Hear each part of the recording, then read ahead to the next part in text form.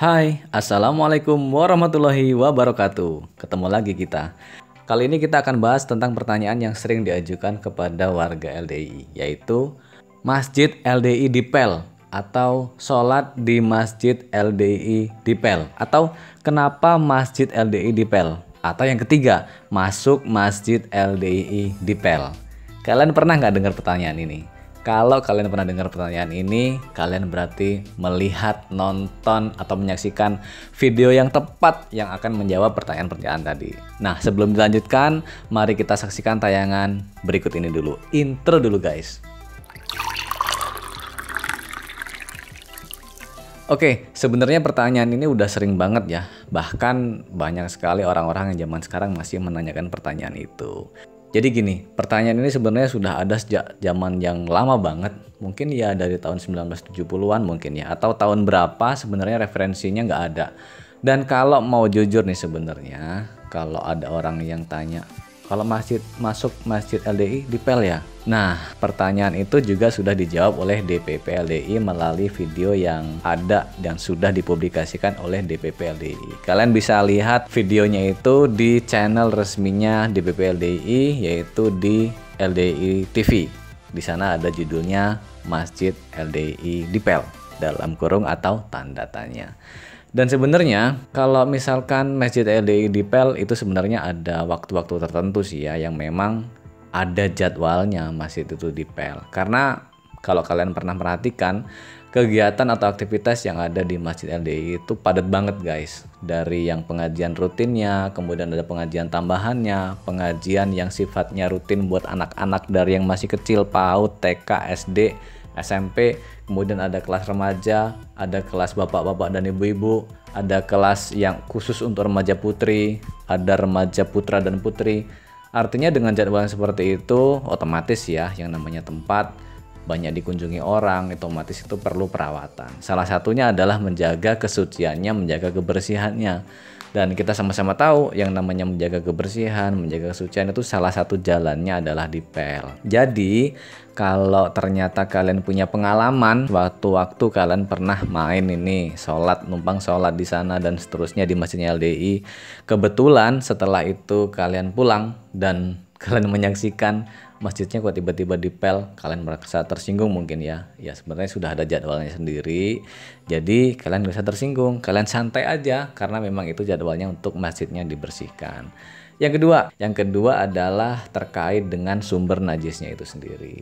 Sumber najisnya kalau kita pelajari dari hadisnya itu berasal dari air kencing. Kalian pasti masih ingat salah satu hadis Nabi yang menjelaskan bahwa sebagian penghuni neraka, bahkan sebagian besarnya, itu disebabkan karena ketidakmampuan mereka untuk menjaga najis yang asalnya dari cipratan air kencing.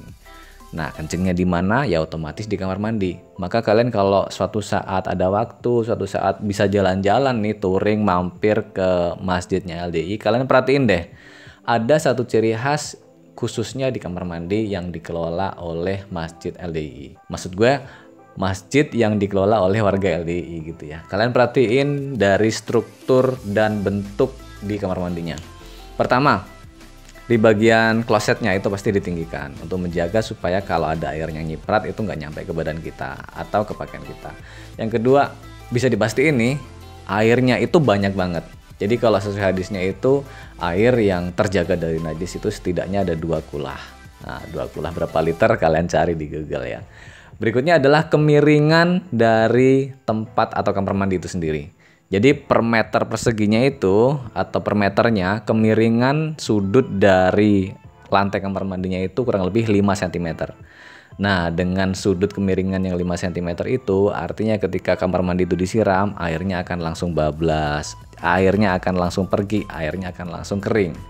Dan di ujung atau di mepet dengan dinding itu ciri khas berikutnya adalah dipasang paret.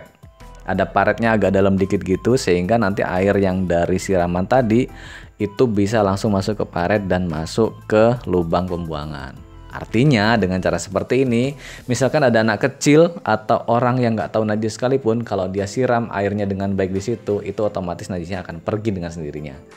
Nah, itu adalah salah satu cara yang dilakukan oleh DPP LDI dalam salah satu pembinaan kepada warganya untuk menjaga najisnya.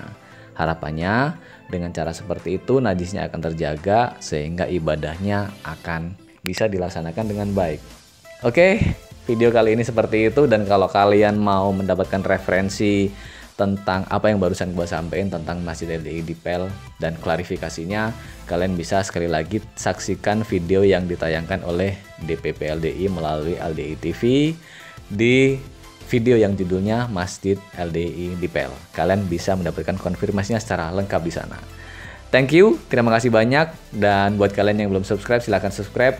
Dan semoga video ini bermanfaat buat kalian, buat teman-teman kalian. Kalian bisa sharekan video ini kepada mereka, dan semoga mereka juga mendapatkan kemanfaatan dari video ini. Ya, jangan kayak tetangga sebelah, gara-gara dia nggak subscribe dan menyalakan tombol loncengnya, ketinggalan dan beritanya dari kita. Oke, sampai ketemu di video-video berikutnya. Insya Allah kita akan tetap berbagi. Saya syukuri, alhamdulillah, jazakumullahu khairoh. Sampai ketemu di video berikutnya, dan jangan lupa subscribe. Nyalakan loncengnya ya. Wassalam.